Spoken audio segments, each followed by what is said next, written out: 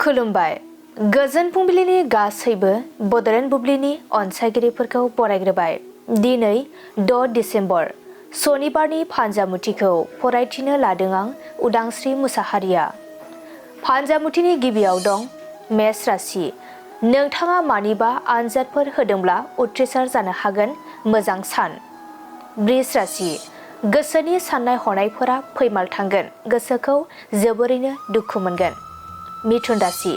थाखानाय बिबाना गोजौ फारसे जौगालांगोन, मावनांगौ बिबाना बांगोन। कर्क राशि। थांनांगौ गैयाब्लाबो गोजान जायगायाव दावबायहैनो गोनां जागोन, देहाखौ मेंखांनाय मोनगोन। सिंह राशि।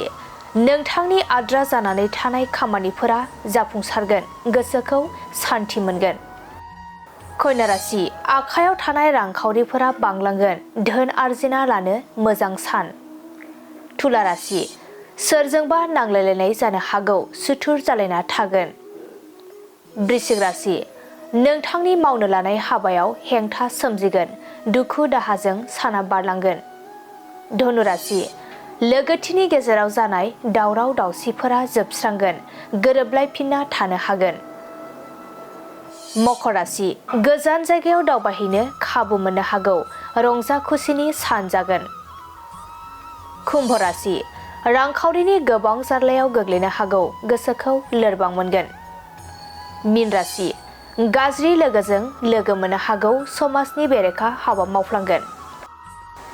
दिनै सानसेनि राशि फरायथिनायाबो एसेनोसै। आसा खालामो नोंथांनि दिनैनि साना मोजाङै मोजां थांगोन, बेखौ बड'लेण्ड बुब्लि नखरनिफ्राय मिजिंथिबाय।